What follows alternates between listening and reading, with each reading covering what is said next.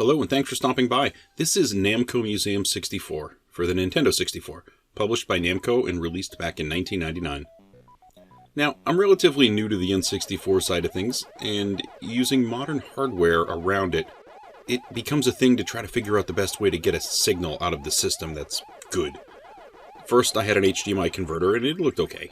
There are a bunch of items like this you can buy from Amazon. I just grabbed one. It turns a signal into an HDMI output, but it felt kind of limited. I mean, I guess it looked okay, but maybe it was a little more muddy than I would like, so I swapped it out. I put back in the original composite cable, and I put that signal through a switch and into an upscaler. I use a RetroTink Pro 2X.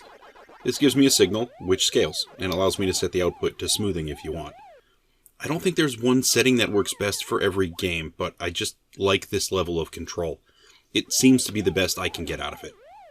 Also, when I record this footage, it looks one way on my television and a different way in my capture software. I don't know, I guess that's video creation for you these days.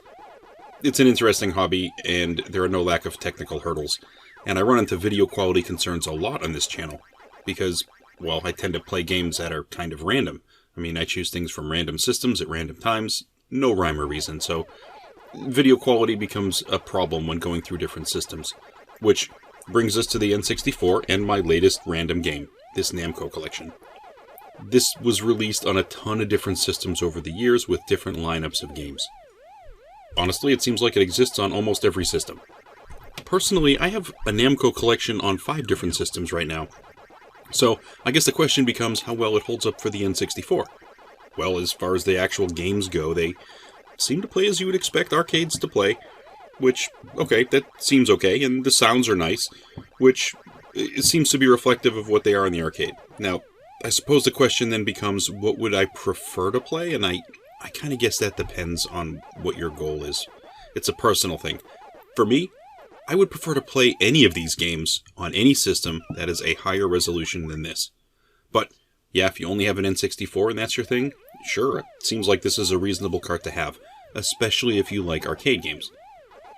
There are a couple of different games on the cart, but are there enough different games on this cartridge? I kind of think this one should have more. I just feel like the sum of these games don't add up to the sum of a regular type of a game for the system, like a GoldenEye. They just don't match up. Pac-Man is the first game we have here, and this is a staple for a collection like this. Here it's centered on screen, and actually not filling the screen is what I would expect. The shape of the arcade monitors they used, that was a very specific ratio, and that doesn't align perfectly with modern televisions. Well, this ratio seems to align with that. The games that have odd ratios, they tend to surround the game with something to fill up the space. Some sort of a border, usually. Here, well, we've got a Pac-Man border, and it feels like they added the graphics that you'd see printed on the plastic surrounding the actual arcade console in the wild. It works. I mean, the resolution isn't great, but I've already mentioned that with this particular console. Here, it works just fine. And I've played Pac-Man plenty. But this game, on this cartridge, like actually a bunch of the games on this cartridge, they're generally pick up and put down games for me. I'm going to play a little and I'm going to move on to the next one. For the N64, the toughest part for me is the handling. I'm using the thumb pad on the N64 controller, and it doesn't feel accurate at all. I find myself switching direction too easily, and it makes me run into a ghost and get killed. Granted, I suppose this could be the result of an older controller, but the controller feels okay, and other games seem to work alright. I don't know, it just feels a little off to me. If you see me in this footage randomly change direction to get killed, trust me, it's the controller. Ms. Pac-Man is the next game in the collection, and it's just an improvement over the basic Pac-Man game. It's kind of amazing the magic created by some hackers that decide to take a Pac-Man cabinet and just add a bow to the circle. It's amazing how well this one was manipulated and actually performed as an arcade game. But the game feels fine when you play it. It feels like the arcade, really. Has the cutscenes, the music I would expect. The mazes are shaped differently than Pac-Man, and it's good for a few plays, I think.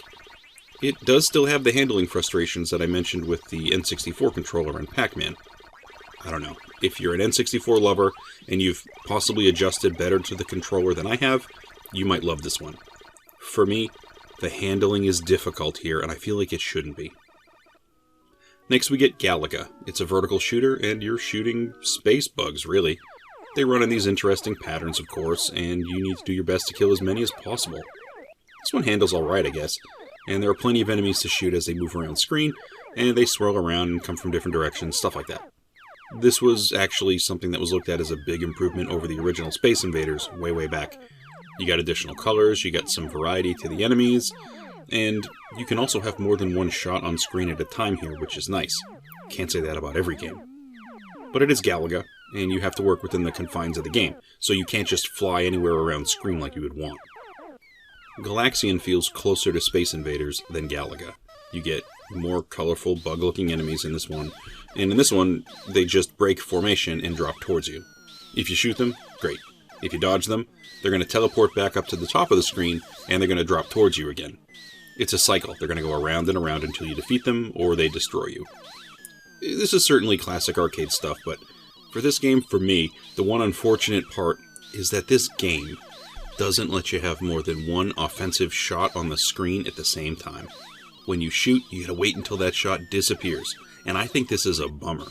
But it's how the game is. You have to deal with it. Then we have pole position, and I appreciate pole position for what it is. It's one of the earliest racing games, but this one always felt like it was best played with a steering wheel in the arcade. And I never personally dumped a ton of money into this console, but I played it on the 2600 a lot.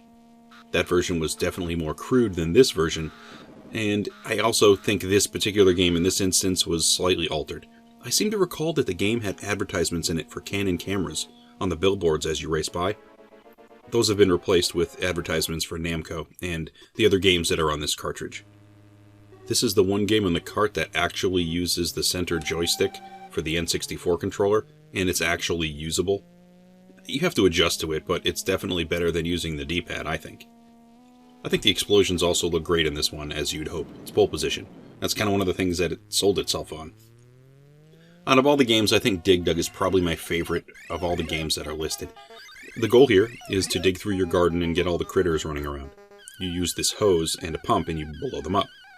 I don't understand the animal torture aspect of this and why we do that. It's kind of crazy if you think about it.